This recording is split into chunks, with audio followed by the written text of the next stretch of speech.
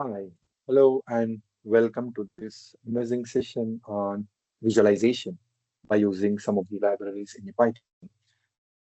Hello, welcome. My name is Shadaf, and welcome to the YouTube channel of PyNet Labs. Today, we're gonna see about the visualization techniques in uh, by using Python, some of the libraries. Okay, so let's start. So we as all know that visualization is a very important aspect when we speak about data analytics. Okay, when it comes to data analytics, also when it comes to data science, visualization plays a very crucial role.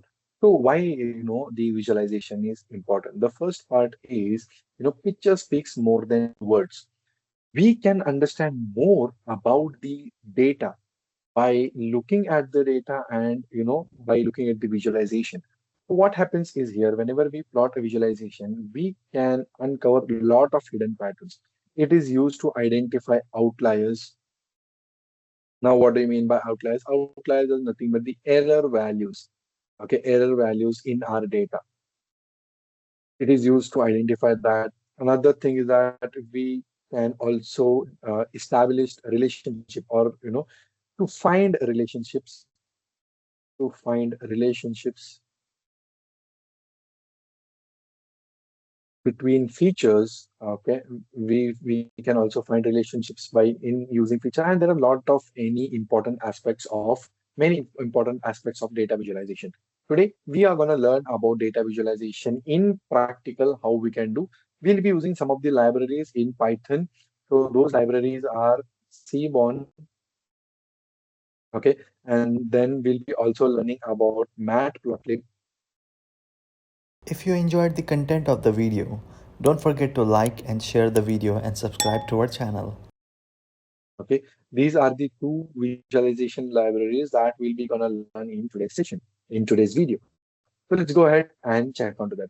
Now, basically, I'm using Google Colab. You can use any other notebook as well. Now, what am I doing? I'm importing some of the libraries. You can see here, I'm importing my Matplotlib library also. Again, I'm also importing Seaborn, Pandas, and Numpy. These two are my mathematical libraries, and for data manipulation, it's very important. And also, I am importing two most important libraries for visualization. So let's go ahead and run the cell. Now, whenever I run that, it takes a little time so that it will get connected to the Python shell. So it's getting run. We'll wait for a minute. Okay, it got run. Now what we'll do, we will take a data set which is already present into Seaborn library. So whenever I want to check what type of data is present into my Seaborn library, I can directly go and write sns dot get underscore data underscore name function. So this function, what it will do whenever I run this function, here you can see I have lot of data sets. This is what the data set they have already fed into their function so that I can use this data set and perform some visualizations whenever I'm learning new things. So what happens here? These are the different data sets. We will be using this iris data sets, very popular data set that is into data science community. We'll be using that. Okay, this is my iris data set, but I will be using. Basically, iris is a flower. Okay, it is a flower. You can go and do the research about that flower. It is a flower. Onto that, we have a data set. So let's look what that data set looks up like. Let us go and load that data set by using sns dot load dataset. Here I'm using not using PD because my dataset is present into Seaborn library. I'm loading that iris, and let us check for the starting five or top five records. So these are my top five records. You can see I have sepal length. So I have columns like sepal length, sepal width, petal width, and a species. Now here, what is my target variable? My target variable is species. Okay. What are my independent variable? Independent variables are all these variables. These are my independent variable, and target variable is also called as dependent variable. Okay. So this variable depends on the input what I have. So you can see I have input like 4.7, 3.2. These are into centimeters, right? Sepal length of the sepal length of the petal, this is what the data set is. I guess you have understood what the data set is about. Let us go ahead and plot some of the things. Basically, I am plotting a line plot. I want to plot a line plot. How will I plot? See, this will be your line plot. Okay, just basically a line plot. So what am I saying here? I want a line plot from this SNS library, and into x-axis I want sepal length. This is my x-axis. This is my y-axis. Into my x-axis I want sepal length. Into my y-axis I want sepal width. And that data should be my DF. DF is nothing but what actually the data set I have converted into a data frame, right? That DF. And here confidence interval is none. So I don't want any of the confidence interval. Don't worry about what is confidence interval. We'll see that as well. So whenever I run this, now you can see I have got a line plot which says sepal length and sepal width. So you can, connect the data points. It has connected the data point and we have got print. Now you can see here we have some of the things that, these are, you can see here the written things that you can ignore it. That is nothing but it is giving you whatever you have written, that is giving you like that only. So you can ignore that, right? So to ignore that, we will import warnings. Those are just warnings. So I will ignore their warnings and let me plot once again the same plot. Now I am plotting that line plot only, right? I am plotting the same line plot, but I am doing some changes here. What did I do some changings? Let's see what did I do the changings. Here I am plotting a line plot only. Into my x-axis, yes, I have petal length. Okay, I do have petal length. Into y-axis, I have sepal length. Yes, I do have sepal length. But here it something says HUE. HUE is a parameter which is used to differentiate with the species. And data is my DF. So what it is doing basically, it is plotting the line plot, but it is differentiating in the form of species. Okay. Whenever I check what are my species, let me check what my species are. These are my different species. Setosa, versicolor, virginica are my three different species of that single flower, right? So here I have got three different line plots in a single plot. So it says this blue color is my setosa flower, this orange color is my versicolor flower, and the green one is my virginica flower. Okay, this is what my line plot I can do. Let us go to another line plot. And remember, when do we use line plot? We use line plot whenever I have a continuous data. What is continuous data? You can watch our another video which I talked about statistics. Okay, I can only use for continuous and categorical feature as well. See here, all the values here are continuous. All the values here you can see are continuous. Here also are continuous, but they are differentiated with the categorical values, right? Okay.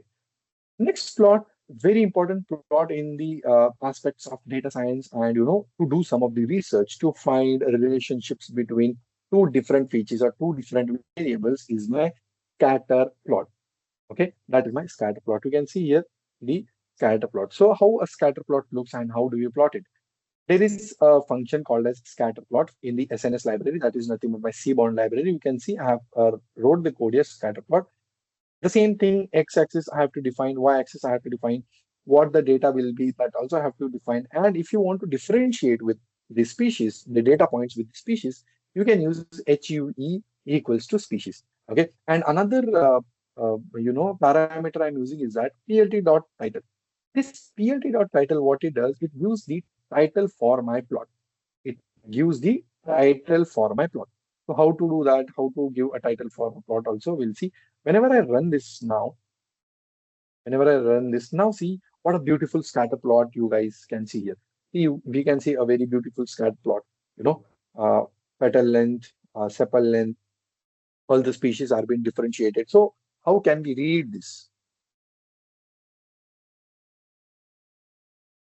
How can we read this graph? So in this graph, how basically we can read is that here, let me show you how it is. I have to find a relationship between this petal length and this sepal length. So how they are related with different species. Okay, we'll crack the first species, that is my setosa.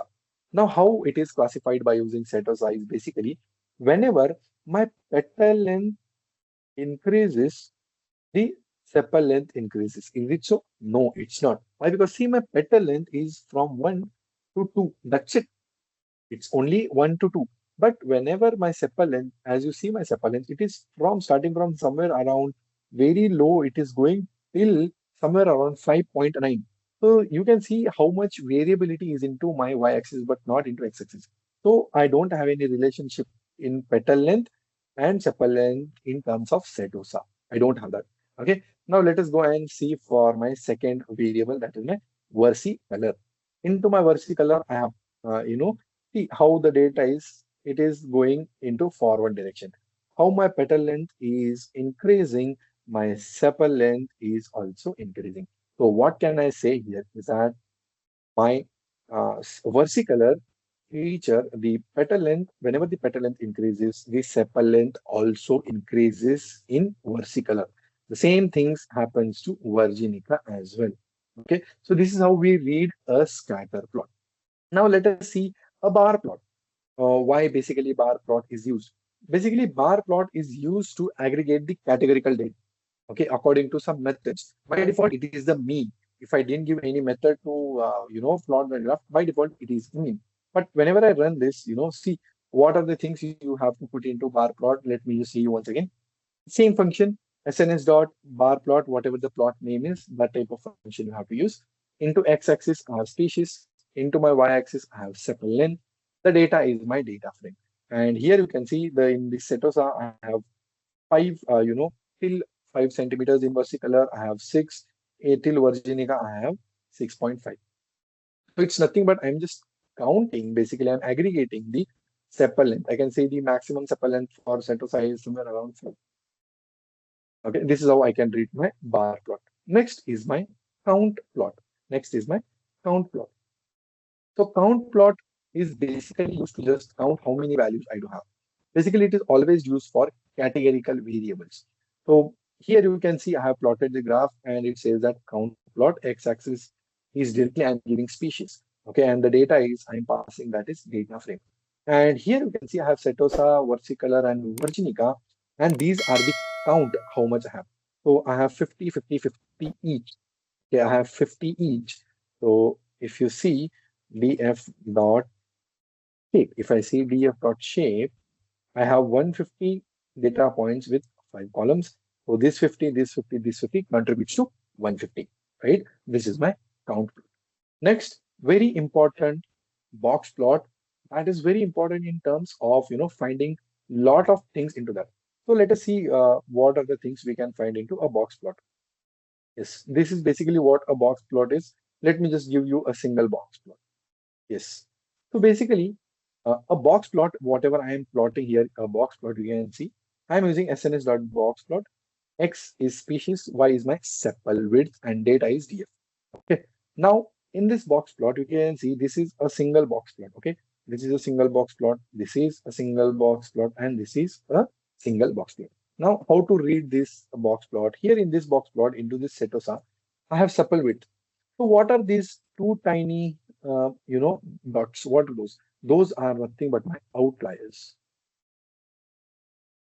Outliers. Both are my outliers. But this is my low value outlier, and this is my high value outlier. Extremely high outlier, extremely low outlier. See how many things we can read. Also, the thing you can see here, the black line which is passing through the box, that is nothing but my median. That is nothing but my median. And this is my first quartile, this is my second quartile, this is my third quartile, and this is my fourth quartile. First, second, third, and fourth quartile. See how many things we can, observe from a single box plot, from a single box plot. Very much important. The box plot is very much important. Okay, in terms of doing analysis, finding some outliers. Okay, all those things are very much important. Now, the last but not the least is my violin plot. We can see how a violin plot is. Yes. So here I'm using this. Basically, Violin plot is an advanced visualization plot. It is used to find the kernel density approximation, or KDE.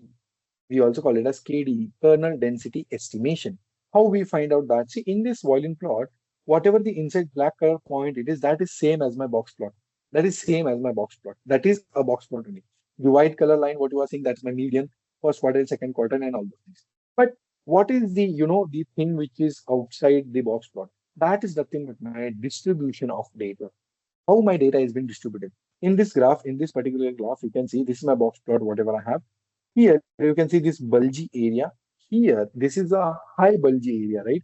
So I can say that in this area, I have lots of data points distributed across my Virginica species. Okay, so this is how I read a violin plot. So that's all for today's class for data visualization. Let's see you in the next video with an amazing technology.